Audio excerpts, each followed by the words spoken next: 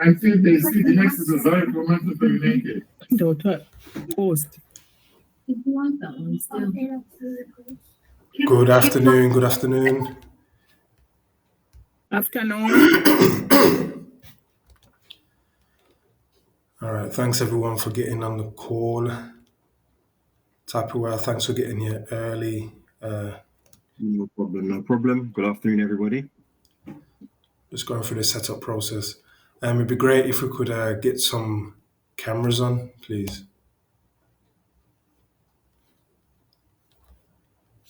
Spare of us. We've got another 2 minutes before the official start time. I'm just going to be doing a little bit of setup. No worries.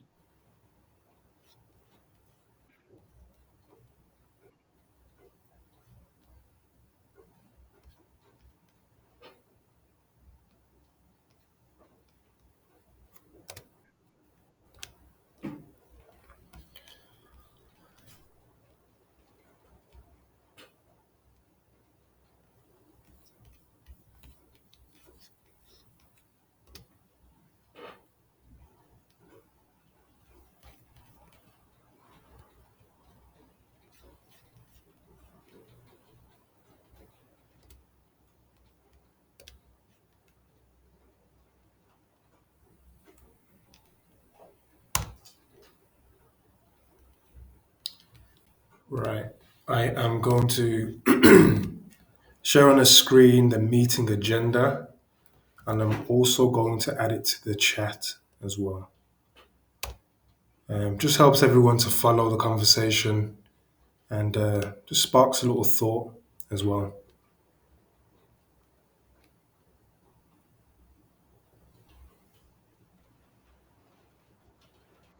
Hi, Michael. How you Hi, doing, Sharon? You okay? I'm good, thanks. Okay.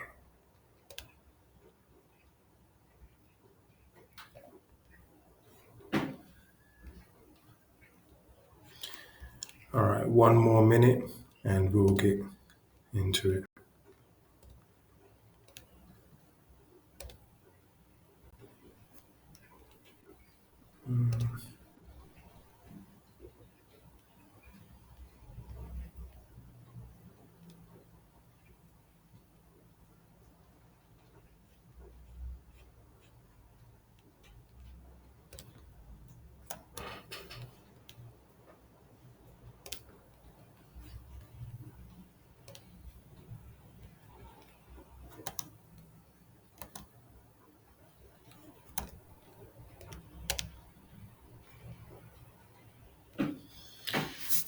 All right, I think we are good to go.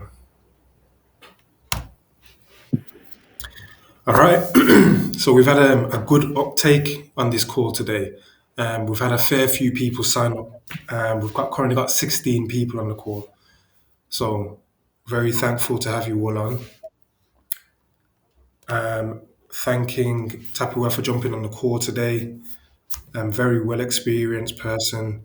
I came into the game and saw this man, so definitely someone that to look up to, take inspiration from, and learn from.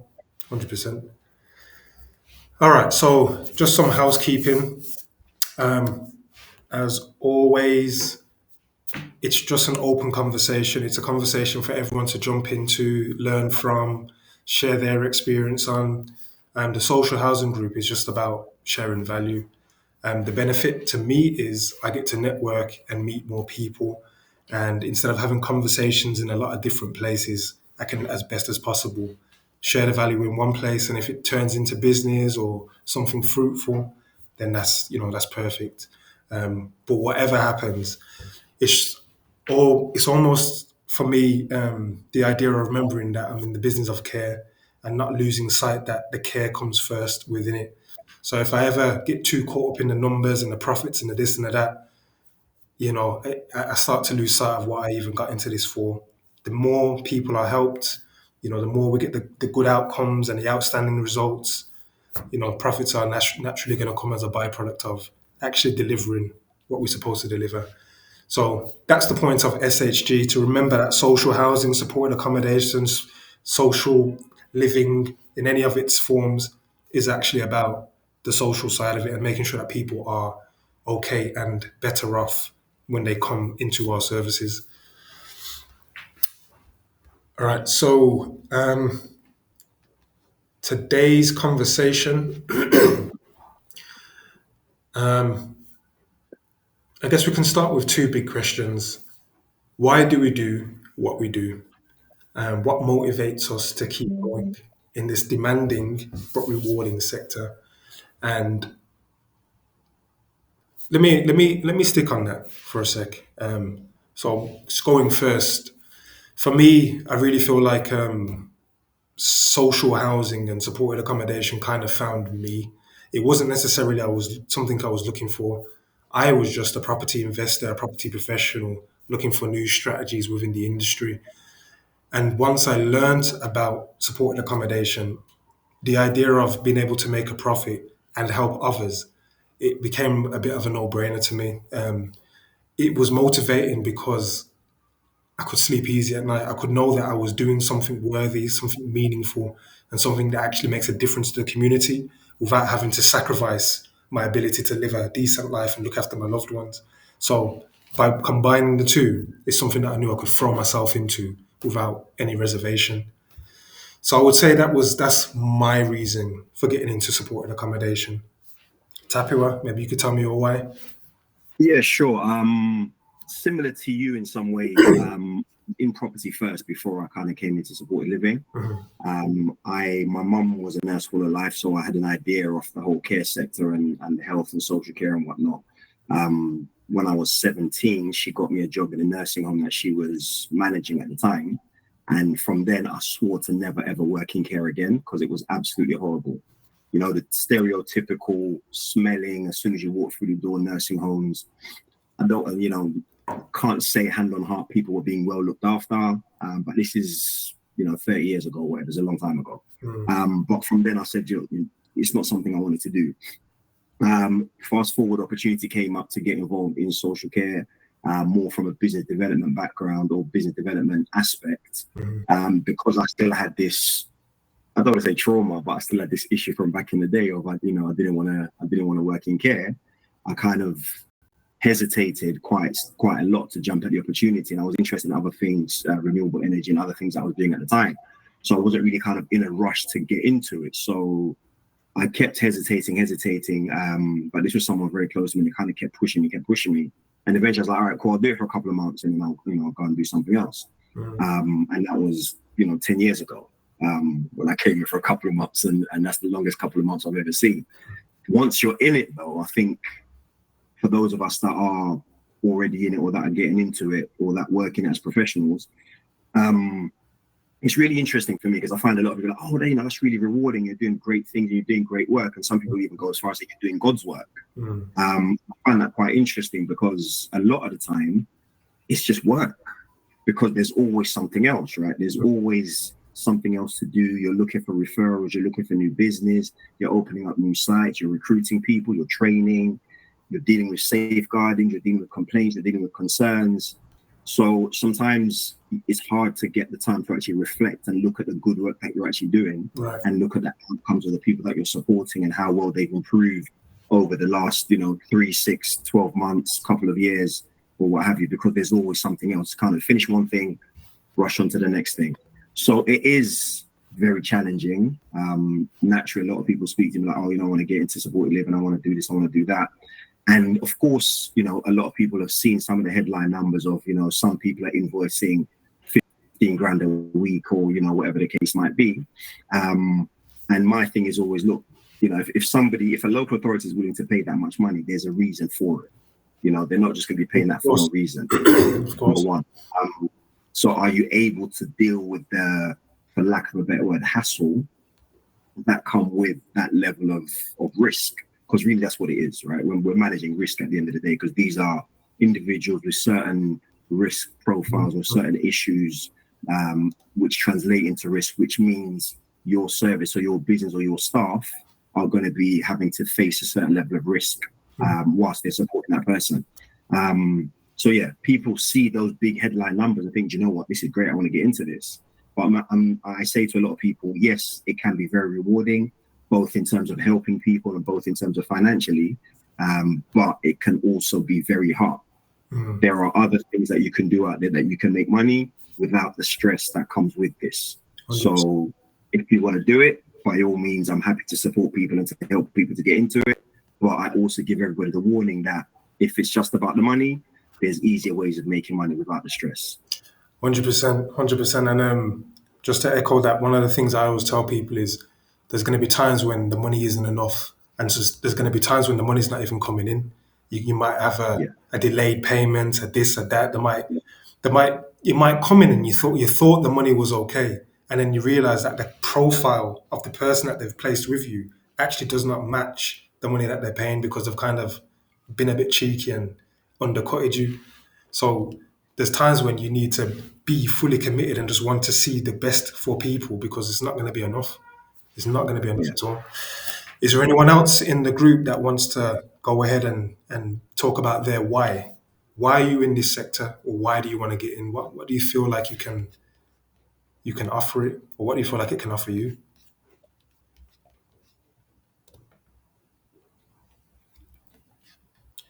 If you want to talk, please just pop your hand up and take your mic off. If there's no takers, we'll move forward. I think there's a hand up there somewhere. Yes, I think that's Rory. Please feel free, let us know. Yeah, hi guys. Yeah, I wanted to get into the sector because I work for London Underground in London. I'm not sure if everyone's from London. Yeah, I work for London Underground in London, and I do shift work, and I've been doing that for a long time. And over the last 3-4 years, I started doing rent-to-rents and property management. And whenever I'm out of work and I'm working on the property management side, I find it a lot more fulfilling. And also working in London Underground, I deal with a lot of, I help a lot of clients out, help people having seizures, I help people who have fainted. So I just generally like helping people, and I like properties. So I feel like this would be a good mix for me. And I've kind of got a good grasp of the property side, and now I'm transitioning to the supported living side. And I think that's something I'll be definitely be interested in doing. And I feel more fulfilled when I'm looking at the clients that I can help.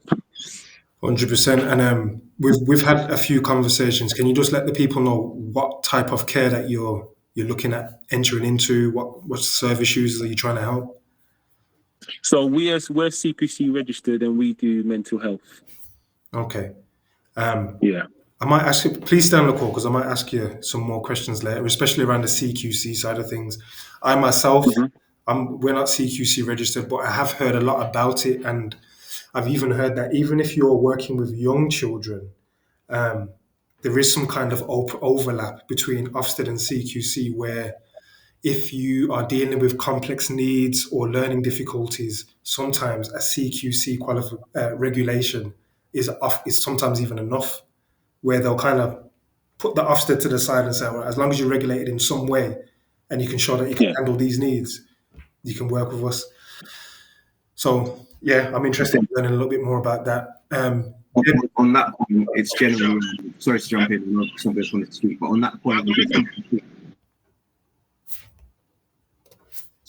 that point with the CQC, depending on the level of care that the child or the young person needs, will determine, the regulation that's required.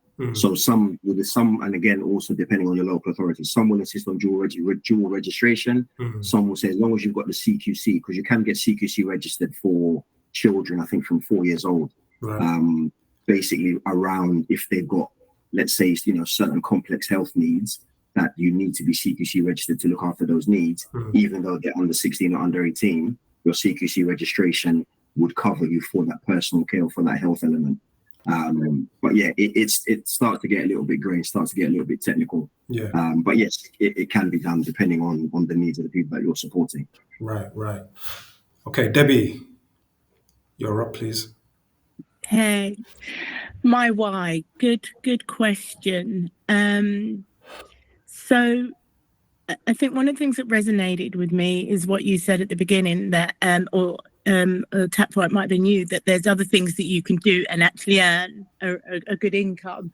So I'm prior to coming into this field, I worked in IT. I worked in the city of London, so earned good money. But yeah, money is important. It is important. Let me say that. But I didn't necessarily find it that fulfilling. And I'd be on calls where people were just losing it over techie stuff. And when you would stand back and you might have just read something in the newspaper about some knife crime or something in your local area, and this is so far removed from a lot of the people that I used to work with. And I'm thinking, you're losing it. That's what you're losing it over, isn't life or death. It isn't literally life or death. Yeah. And so luckily though, through that organisation that I worked with, they did have a corporate social responsibility, a massive sort of arm, and they had a foundation, and that's where I started doing mentoring and going into schools. And I would find that actually became the highlight of my week. And that's where I decided, actually, I want to do this more permanently. Obviously, like many folks, I ended up having to straddle two camps, where I've, one foot in corporate, one foot trying to get my business off the ground, because clearly I've got got mortgage to pay, bills to pay. But that's kind of my why. And I think one of the other things is coming from that corporate background, seeing how organizations run, seeing how the likes of Google and Facebook and those companies run. I know there's some differences, but I do think there's some of those innovation, some of the efficiencies can be brought into social care. And I'm astounded on a daily basis when I work with local authorities of the amount of inefficiency and wastage. And I kind of think that a lot of those, they wouldn't survive in the private sector. So that's got me thinking, is there a gap there? Can we be doing things differently? I haven't necessarily got the answer, but every day a little bit more gets revealed to me, which says to me, there's something here that I can bring these two worlds together. That's my why. Yeah, I definitely love that. I think as I get deeper into the industry, I'm seeing that a lot of the complexities and time delays and all these kind of things there are not because it's some big elaborate system based on so many checks and measures. It's literally just inefficiency. It's literally the decision to place someone in the right place hinges around one or two people that are just got 100 emails and I haven't seen yours yet. And it's crazy to know that so many lives hang in the balance based on some kind of old archaic systems that have been there from day one and no one's bothered to update, especially with the introduction of so much good technology and AI, and they're just not interested in implementing it. I guess there's a case to say that it's broke for a reason, but who knows? But it also, one of the things that I often come across in as I said, in the corporate, this also presents an opportunity for me, you, others on this call, right? And that's what keeps me going. That there is maybe an opportunity, and they do say start with a problem, right? So, this is what I like about this gathering, where I think we're fleshing out what the problem is. And I'm sure the more meetings we have, the more people, the more diverse thinking we bring in, we can come up with probably a multi-million pound solution to something. We don't know what it is, but I mean, they start somewhere. Definitely. I would definitely say this is an industry that can be disrupted and needs to be disrupted. It's not a case of, is it worth it? Is the money there for it? Is it a problem worth solving? It definitely is, for more than one reason. And I think these kind of conversations, this kind of thinking, just because it's a government institutional thing, does not mean that we can't come in and make a difference to the way it runs. Especially if we all start singing off the same hymn sheets and start working to best practice and force best practice through. Last one is Sharon. Hey, Sharon. Hi, Michael. My why, actually, I'm not in the industry currently. I am currently thinking about transitioning. I have a background in social care, it's quite extensive, and I would say, skills that align with a lot of the consultants who are collaborating with a lot of your services. But I haven't as yet made the leap, and I've spoken to Michael, and he's invited me to this group. And my why is because obviously I know that there are, when you're working for a particular organisation, you're quite restricted. In my position, and I know that obviously I've got a lot to offer providers. But the point, so I haven't made the transition, so my why isn't kind of really fixed right now. But the reason why I put my hand up, because I thought I had something to contribute to the point that Michael raised in terms of dual registration, because I do have a lot of knowledge around that. And what I do know is that if you are dual registered with Ofsted and CQC, currently there is an initiative being put forward by the government. If you are a provider who is working alongside a health provider, they are providing grants for people who are setting up provisions for children who have mental health issues. But I'm just going to skip to the point that obviously if they are going to fund you and give you particular amounts of money to care for children, naturally those children will have significant needs which will be challenging to meet, and it will need skilled and experienced staff to meet their needs. In addition to that, because that's an initiative being run by the government currently, Ofsted have a helpline that they are that can be accessed by anybody in terms of any points that you want to clarify for your service in setting up that provision. So I just thought it might benefit everyone for me to share that information. Yeah, to be honest, I've just made a note there to reach out to you at some point about that, because the dual registration seems to be coming up more and more. But the idea of funding available to support with that's not something I've heard before yet. So yeah, I'll definitely get back to you on that one. And it's actually information that's available on gov.uk website. It's kind of generically available to anyone. I think that's the problem sometimes. The information's there, and if we're not looking, it's very easy to miss as well. Okay. All right, let's move forward. Thank you. Sorry, just going back to Sharon and Debbie as well. Everyone, if you can, please feel free to at least put your LinkedIn in the chat. Anyone that says anything that resonates, at least they'll be able to find you. Question for Tapua. What's one thing that you'd like to improve? And that could be for like residents, staff, organizations, council. Like, what do you think is one of the big problems that needs to improve that affects you on a daily basis? I think it really touches on. I was going to go back to what Debbie was talking about. In terms of, you were mentioning about disruption as well. Every challenge equals an opportunity, right? There's a heads and a tails to every, whether it's a note, whether it's a coin. There's two sides to everything. So we can focus on the tails and everything's negative and it doesn't work, or we can focus on the heads and figure, okay, things are broken and things are not working. What can we do with like a community like this or a network like this? We've all got different skills, different attributes, and different networks of our own. If we bring all of that together, what could we do to actually improve things? In answer to your question, I think for me, one of the things that we really need to figure out is how to change the support funding model. So what do I mean by that? With a lot of the people that I support and a lot of the authorities that I work with, a lot of the funders I work with, they are paying you essentially on an hourly rate, right? If someone's on a one-to-one for 3 hours, 5 hours, 24 hours, whatever the case might be, they are paying you to support somebody based on that perceived need.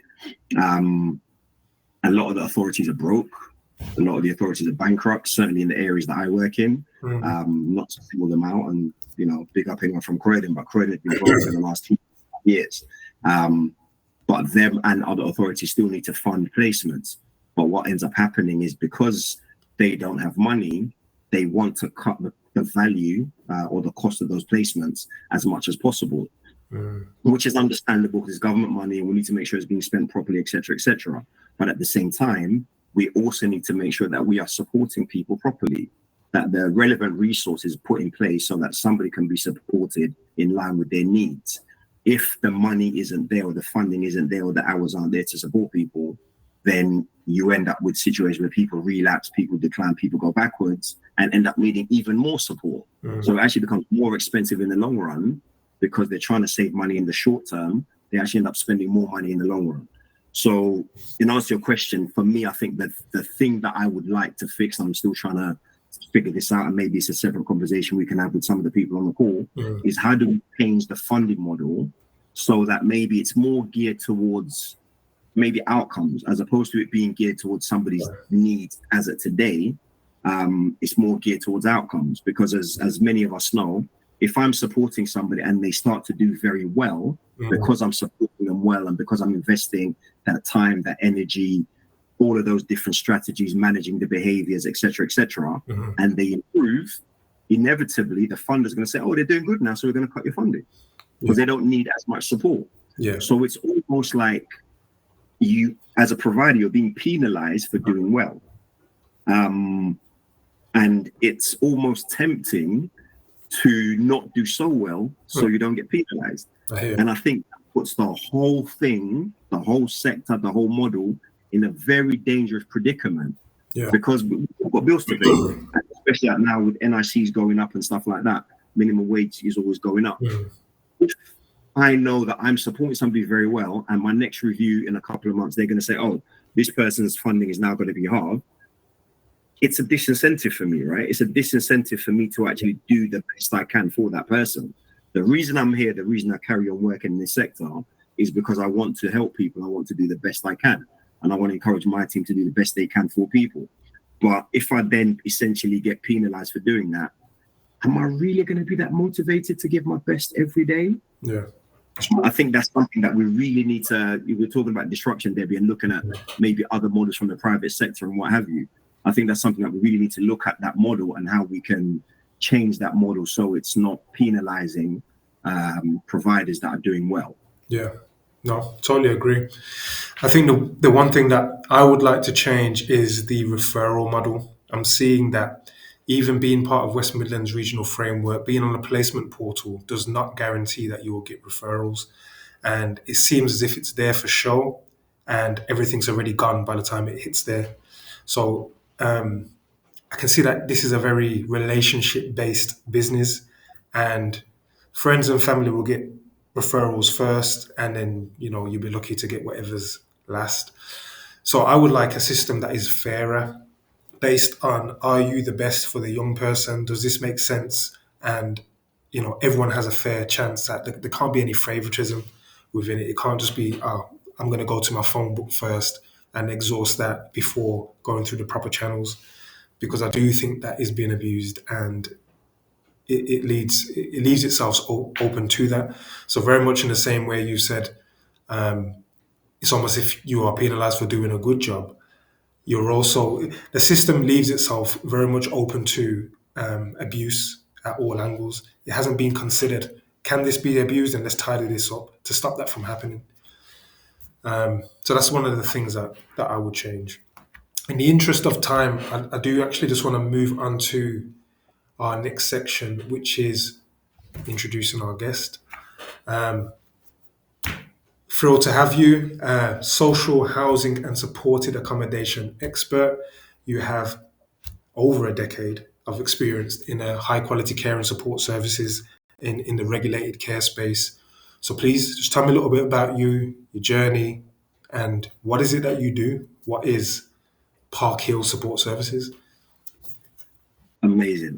Thank you very much. So yeah, we're doing this a little bit jumped up, but yeah, thank you for having me first of all, and thank you to everyone that's joined. I don't take it for granted, just being kind of given a platform to learn from everyone and hopefully to share some useful information as well. So as I said, I came into social housing or supported living somewhat accidentally. I always laugh and joke with colleagues and other contemporaries that I don't think any of us, when we were 5 years old, would have said that we wanted to work in supported living or in social housing when we were kids. But yet here we are. And I think it's one of those things where actually we're fortunate enough to be in a situation where we potentially can make a decent amount of money, but can also provide really important support for people that really need it and make a real difference to people's lives. So that's me. Parkhill Support Services, we provide support to a range of people, people with mental health needs, people on the autistic spectrum, people with a lot of what they call challenging behaviors. So people that are maybe unable to express themselves in what we call a normal way that you and I would, and express themselves through sometimes violent behaviors, whether that's attacking people or damaging property. I am a NAPI trainer because of that, so NAPI Positive Behavior Support, which is something that I'm really passionate about in terms of actually understanding people's behaviors and looking at the function of that behavior and what is the person trying to let you know or trying to communicate with that behavior. I think often we see the behavior and we forget that there's a person behind that behavior, and we forget that the person isn't necessarily wanting to display that behavior, but it's just because of other needs or other frustrations that the behavior manifests. So how can we resolve the underlying issue so that those behaviors don't happen, or at least if they do happen, they're much less severe, they're much shorter in duration, and they're much less negatively impactful. Alongside my work in the day-to-day, I also do some mentoring and coaching and consulting for other providers who are looking for support in, whatever the case might be. I've realized over the last few years that obviously supported living is something that, people have become much more aware of. As an example, when I used to talk to estate agents, maybe 5-6 years ago and say, look, I'm a supported living provider, I'm looking for a property. As soon as you said that, their eyes just glazed over and they just didn't want to talk to you. Whereas now it's actually flipped the other way around, where people are saying, yeah, are you looking for any properties? We've got properties, we've got people that want to provide properties for supported living. Would you be interested in this property and that property? So in a way, it's good that the sector is a bit more, I won't say necessarily understood, but a bit more famous. People aren't as strange to it. But I think the flip side of that, and this speaks to your point earlier, Michael, in terms of the referral process, is that certainly I think, well, for me since COVID, because obviously during COVID, the Prime Minister said, you did have to pay your rent, don't worry about it. And obviously landlords, we were all having kittens because we're like, okay, if people aren't paying rent, how are we covering our side of the equation? Because yes, they were saying the banks could give you a payment holiday and all the rest of it. But when you come and looking at your next loan or your next borrowing or, for your next project, they'll go back and say, well, actually, you didn't pay for a few months, during that time, blah, blah, blah. So there's knock-on effects to that. But I think a lot of people saw that people that were working in supported living, whichever guise of that, whether that's the care side or the supported accommodation side, or the certainly the care leaves in the 16 plus before Ofsted came in, were continuing to get paid. So I think a lot of people thought, okay, let's transition to this model because it seems like there's something valuable going on there. People had heard about it before, but no one really cared. But I think over time, people have transitioned more into it and wanted to get into it. So what's happened is that all of a sudden you've got hundreds and hundreds and hundreds of providers that are all emailing the same commissioners, that are all calling the same commissioners and saying, hi, I'm a provider, I've got voids, I've got space, can you give me some clients? From the provider side, with the greatest of respect, who the hell are you? Right? Not from the provider side, sorry, from the commissioner side. Who the hell are you? We don't know you. We've never spoken to you. We've never placed anybody with you. We don't know if you're good or not because you're just another person sending us emails with a house somewhere that you want to use as supported living. So from talking to some of my commissioner friends, I kind of get it that, well, look, it's difficult to just place, you're placing vulnerable people, right? So you can't just place them willy-nilly. You have to place them with people that you know and trust. So inevitably, the relationship aspect does come in because I know and trust a particular provider, and I know their capabilities, I know their strengths, I know their weaknesses. I know who I can place with them that will do well. I know who I won't place with them because that's not, what they can do. So the relationship does come into it from that aspect. Not to discredit what you were saying, I completely agree. It can be better, but I think just to give a bit of balance, there's also the aspect of, look, for me to place somebody with you who's vulnerable, who I'm responsible for, I need to have some level of assurance that you're going to do a decent job. And that only comes once. It's a bit of a chicken and egg, isn't it? Because how do I know you can do a good job? until I've given you the opportunity to do a good job. But because the stakes are so high, I can't give you that opportunity unless I've got some other reassurance somewhere else. So it's a difficult situation. Sorry, I know for time. No, I sort of ask you then, well, how would a new provider overcome that? Like, what advice could you offer to say, what does somebody do that's in my situation? And even with myself, I do have a few connections. I do have placement teams that will entertain me. And I've even had a placement team come out from a council with a young person, have a look at it, and we're just waiting for the young person to even make up their mind whether this is the place for them. But most people can't even get to that situation, and it's already hard for me. So what could someone do to build those relationships, starting from scratch? I'll say what I've done, and what I've done is literally build those relationships starting from scratch. And unfortunately, there isn't a shortcut to doing that. It's going whenever they've got provider meetings, turning up at those provider meetings. A lot of them happen online now, so that maybe isn't as helpful in terms of building relationships. A lot of the local authorities do their own training. We might think some of it's very good, we might think some of it's not very good. That's not the point. The point is go there, be engaged, show them that you're willing to learn and willing to work with them. Wherever you're working, also look at neighbouring boroughs, because even though you're in, I think West Midlands is a fantastic example. There's so many boroughs, and London as well. There's so many boroughs within a close proximity that even if you're, I don't know, in Solihull, for example, you can still kind of, shout to Birmingham or Coventry or Walsall or some of those other surrounding areas, which are not too far away. And some of those areas work collaboratively as a consortium as well anyway. But one of the basic things really is that apart from you phoning them and you emailing them, do they know who you are? Do you have a social media presence? What does your website say about you? Do you have any stories that people can relate to of good work that you have done? Even if you're a new provider and you're just set up your new service, but what was your background before that? Were you working in corporate? And if you're working in corporate, what about corporate can you bring to separate yourself from every other provider? If you're already working in social care, you're a nurse, you're a social worker, this, that, or the other, what can you bring from your previous career that will help you to be able to support vulnerable people in this new space? So I think that's one of the things that, and I'm probably guilty as much as everybody as well, that you just say, look, I'm a provider, give me clients. Well, no. There's the old adage in sales and marketing, know, like, trust. Do they know you? Do they even know you exist, right? Once they do know you exist, do they like you? What do you need to do to get them to like you? And once you get that past that, what do you need to do to get them to trust you? What testimonials have you got? What quality assurance have you got? How can you assure somebody? It's just like, any of us, if I'm selling this pen, what about this pen, or what about me as the person providing the pen can make you want to spend your money with me as opposed to with Michael or with somebody else? And I think you can kind of, take a bit of time thinking about those things and figuring out what your USP is, what's different to you than anyone else, that can get you started on that journey. And just technology and AI as well. We've got LinkedIn, we've got all these things.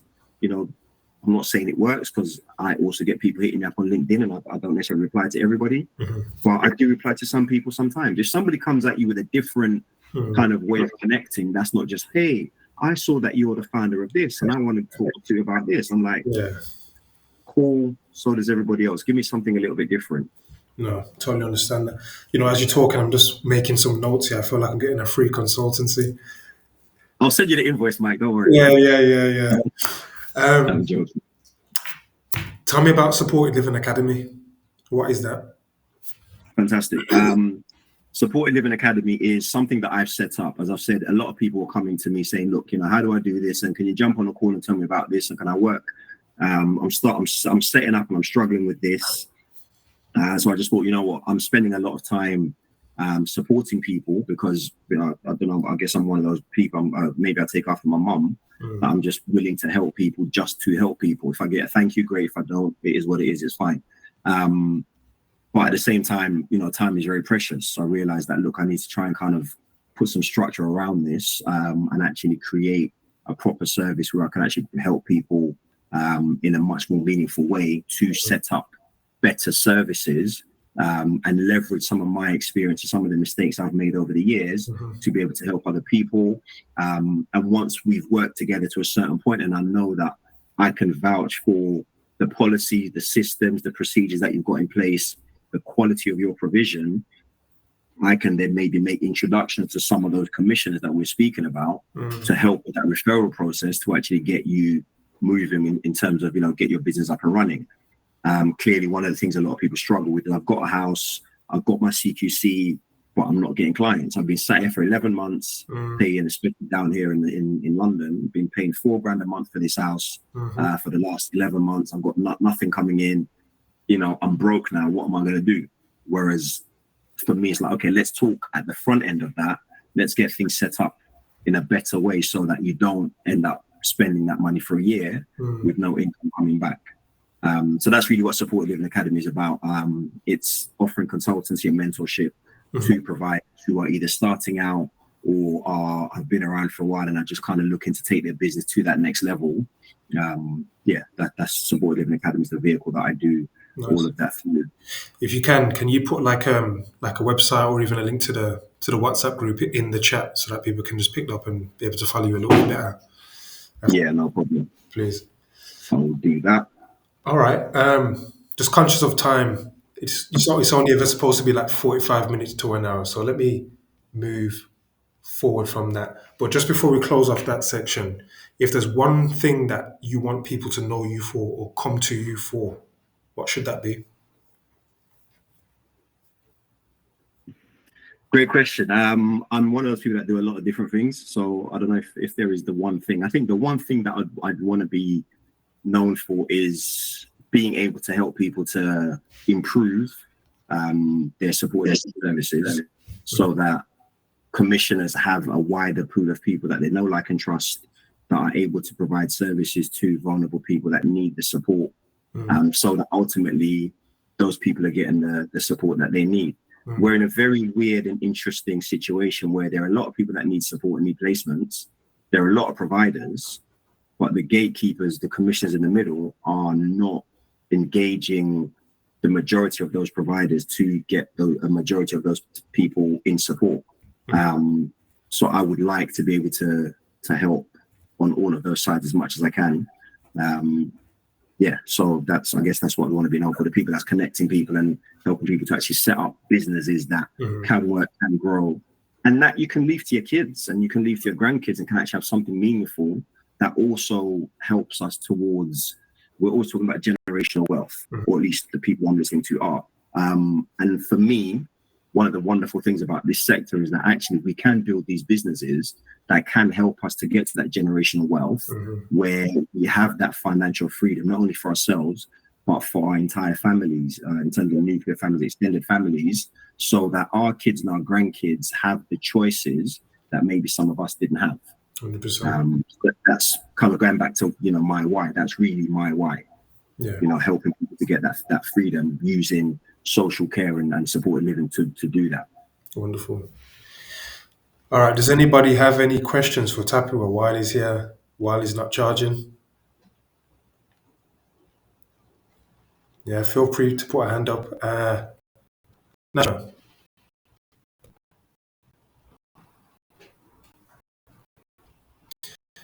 Go ahead. 1 minute. Yeah, can you hear me now? Yeah. Yes. Thank you very much for organizing this. It's really useful. So I have a question. Say I'm actually a landlord and I have given one property to a provider in Solihull, and I'm thinking maybe I could do with another one being given to a provider. But what if I, as the landlord, want to become a provider? Is there a problem? I was told that the commissioners don't like the idea of the owner of the property being a provider as well. They prefer, the rent-to-rent option. Is that true? So there's a couple of questions there. Number one, you as the landlord becoming a provider. You as a landlord can become a provider. I think that's probably similar to kind of Michael's journey. What they don't like is the idea that the landlord, who is the accommodation provider, in supported living, adult supported living specifically, they want separation between the accommodation provider and the care provider. So the reason for that is that if I'm the person that you're supporting, I'm your service user, and I like where I live, but I no longer like the people who are caring for me, I should be able to fire those people who are caring for me without having to lose my home.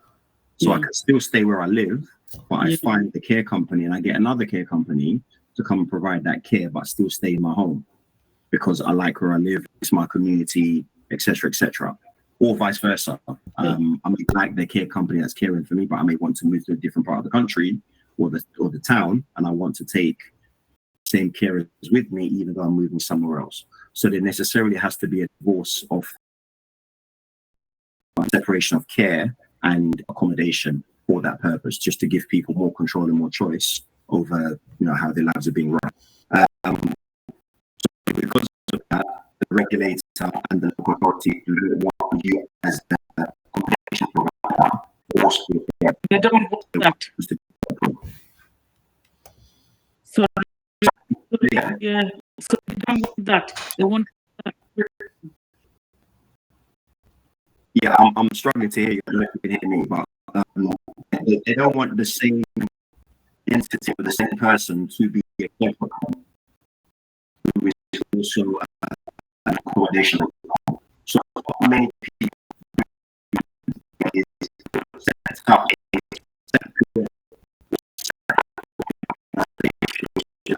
a care provider.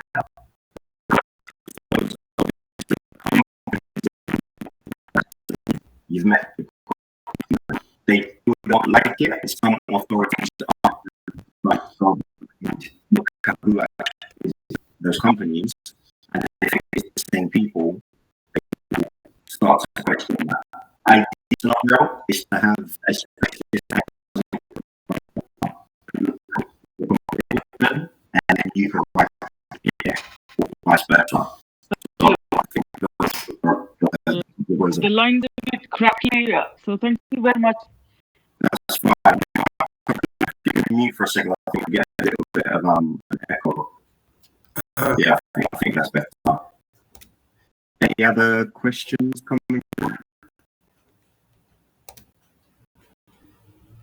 Sorry about that. Yes, and I think it might be my. Please carry on, but I'm gonna refresh my screen. Just give me a sec. Please carry on.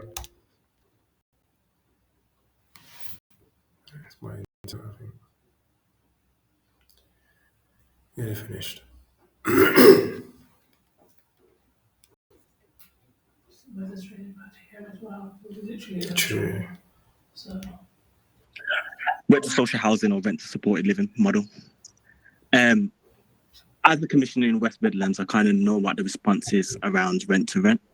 But in other areas, so for example, you operate in London, what has been your response? What has been your experience with dealing with care providers and dealing with commissioning teams, whether that be local authorities or NHS trusts, when they understand that a rent-to-rent model is operating?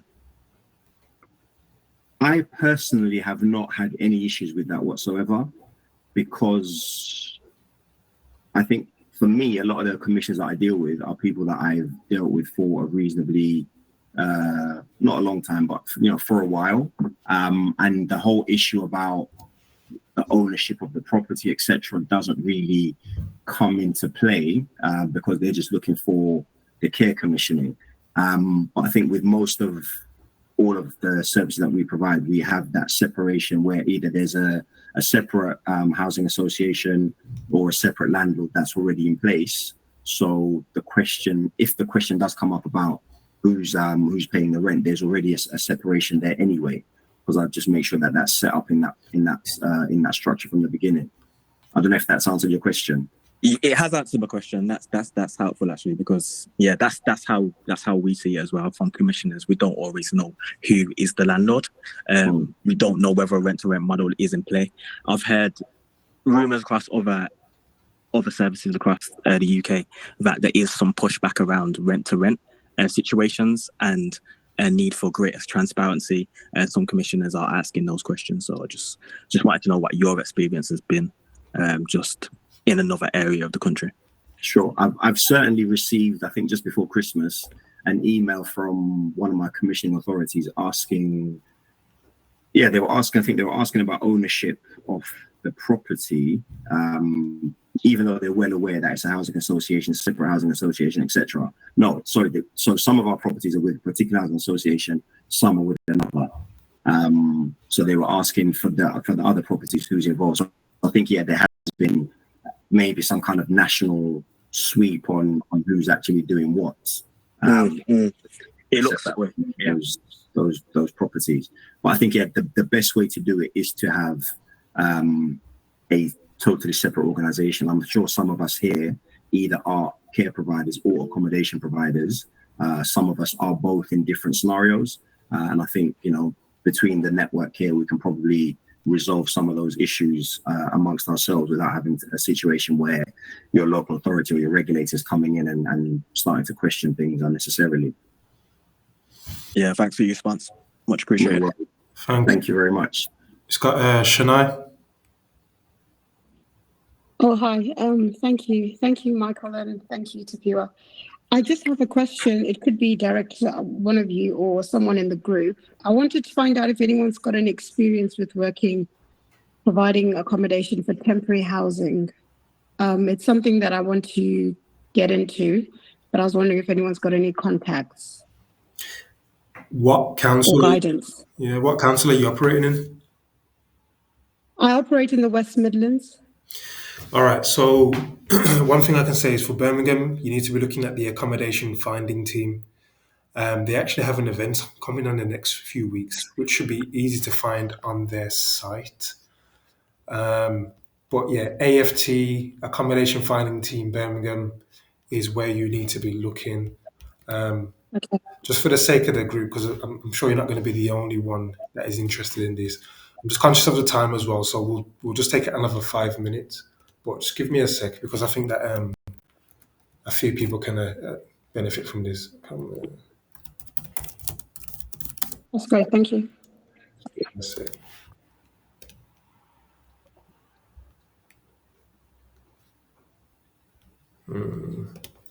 All right, so I'm going to share this tab.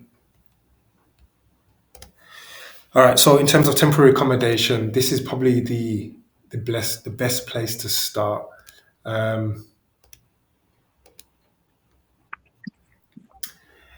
There are government tenders to help you into this space, but they're not easy to get, and especially if you're a smaller provider. Yeah, I'm going to put the link in the group. Just give me a sec. Yeah, the government tenders are not easy to get. So when we're just talking about getting into the space, this is a good team to speak to. The only thing I will say though is the rates that they pay are quite low and in line with the LHA rates of the area. Sometimes you can get incentives and bonuses, but often they'll only really take you to the market level rent. So in other words, what I'm saying is there's a lot of times when you can just make more by just renting out to an individual than actually going down this route. Let me share the screen. But it's actually not hard to find. And I would say that any council that you operate in will have some form of accommodation finding team. And how that works is you let them know what properties you have available, and they have families there or vulnerable people that don't necessarily need support, but need accommodation, people that otherwise would not be able to secure private accommodation, and them waiting for council accommodation will take too long. So this is a department set up to kind of extend the responsibility of the council accommodation finding team. So this would, I would say, be the lowest hanging fruit for you to get into some form of social housing without being a full-on care provider. But just bear in mind that the rates are generally quite low, and it tends to work best for safe, clean, tired properties in average areas. So if you've got a nice 3-4 bed property in a nice part of the city and you've done it all out and everything's all nice and you could potentially get top market rent for it, it wouldn't be suitable. If you've just got a nice, simple property that's clean and tidy, and you give it a lick of paint and some new carpets and it's all right, then it's worth speaking to them. So you have to kind of manage your expectations on what's reasonable, what's realistic with that one. Does that help? Okay. Yeah, that helps. Thank you very much. All right, no problem. Honestly, Tapiwa, I think just looking at the agenda, we're probably more prepared than we needed to be. We seem to have had some nice engagement there. Let me just finish off with this short Q&A. We had sections 3 and 4, but we're not gonna get through it. So maybe at some point we can have another conversation. One way to inspire leader during challenge. All right, 3 questions. Leadership. What's one way to inspire and lead during challenging times? Challenging might be you might be going through things in your own personal life that are, knocking you off your square. How do we still have leadership in those times when we have a team that follow us? Great question. I think trying to be as transparent as possible. I know, of course, if you're in a position of leadership, it's not everything that you're dealing with that you can necessarily share. One of the things that, maybe some of us can relate to, that sometimes payroll is due and, you're still trying to get the money together to make payroll. You probably don't necessarily want to go and tell everybody that, I'm struggling to make payroll, because they may not react to it in the best possible way. Yeah. So you have to be, use a bit of discernment in terms of what you're sharing. But I think also empowering people and treating people as individuals, which is hard if you've got a larger team. But just respecting everybody and trying to treat them as individuals. I often look at, some leaders that have gone before us, or people that are well known or whatever. And one of the people that fits that bill is someone like Alex Ferguson. And when you hear, players and ex-player talking, they're like, he always understood each one of them on an individual level, and always trying to meet them where they were, or do things for them that meant something to that specific person, irrespective of what was going on with the team or whatever. I think one of the other things I took from him was that no one or nothing is more important than the team. So if you've got forgive me for those that are not into football, but I like sport analogy because it just helps my brain sometimes. If you're a David Beckham or Eric Cantona or Ronaldo, or even if you are, but you're getting literally too big for your boots, then you have to go, because no one is bigger than the team. Doesn't matter how fantastic you are, doesn't matter how great you are, no one is bigger than the team. Yeah. On paper, I would say, look, if you've got somebody who is that superstar level and they are adding so much value to the rest of the team, you may consider being a little bit flexible because of the overall value that they're bringing to the team. But yeah, fundamentally, no one's bigger than the team. Try and treat people as people, not just as we don't work with machines or computers. We do a little bit, but not primarily. So people aren't robots. So treat people as people, but make sure that everybody respects the team and what the team is trying to achieve. 100%. To be honest, I think to stay within timelines, we should bring it to an end there. But so much value on that call. Just to close off, does anybody want to say anything in any final words before we close?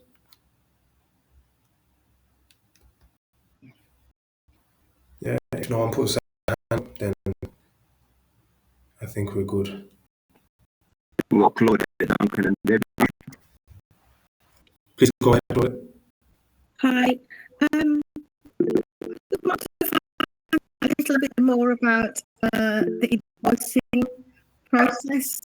I'm struggling to establish what I can charge to the council and to the NHS besides the care hours. Do you have like a breakdown? Do you have a breakdown of what I charge to the NHS and to the council? In regards to the funding. So is this charging in terms of you get a and they're asking you to provide some figures and you're not sure what figures to provide, or is this Yeah. kind of additional services for people that you're already supporting that you want to charge for? It's we've had a client and they've it's looking at what we can charge for beside the care hours, the hourly rate. Stuff like training and rent, that sort of thing. I just need to know what we can charge for. I'm happy to take that offline because without a lot of information about the specific individual, it's difficult to kind of really provide any meaningful information around that. So happy to take that offline if you're happy to. Please link up with Tapua. That sounds like it might be a decent little short consultancy that can be probably fruitful for you. But for me, on my side, I would always just double check: are you tapping into housing benefit? Look at the care package. Does the care package have an element for housing? If it doesn't, there's no reason why you can't actually claim housing benefit for the space, because how has the roof been, afforded? And I always encourage people to become CICs, because there's additional funding that you can draw down, like even just like lottery funding, to help with projects, as long as you can show who it's helping and clear outcomes. So that's how you now would fund something like employability, or even just them getting out and doing sports and activities. Sports England have funds for that, and I'm sure they'd actually be quite happy to fund something like that. So sometimes you have to layer up the funding, because if they're paying you a care package, they probably won't want to pay you anymore. So look at the other areas that you can tap into. But please reach out to Tapua. That's the man that can look at the situation on a bit more of a bespoke level, and see if you maximise what you've already got there. All right, thank you. Thank you very much. Debbie, to close.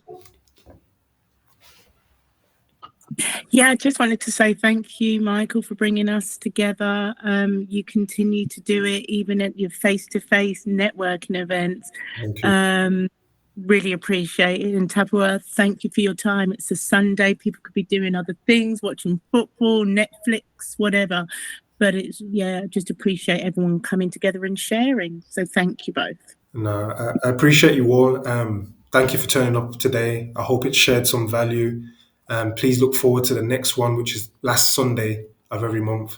And like I said, it's just about sharing value and just navigating this space together and achieving greatness. So thank you all. Thank you very much. Had a good time. Thank you everyone for being here, because if it was just me and Michael, it wouldn't be the same. So as much as thank you to us, Debbie, thank you to you guys for being here and for contributing as well. So I've put my names in the chat. So all my social media is just my name, Tapua Madovi. Just be mindful of the spelling, because I know it might not be easy to spell for everybody. But yeah, just hit me up on any of the social media. I'll forward the link for the WhatsApp group as well. Try and do that. Just put that in the chat, or put it on the main. That's in the chat. Fantastic. Thank you, guys. Thank you. Thanks, everyone. Have a good Sunday. Thanks. Bye. Thank you. Bye. Tapua, can you just hold back for a sec? Yeah.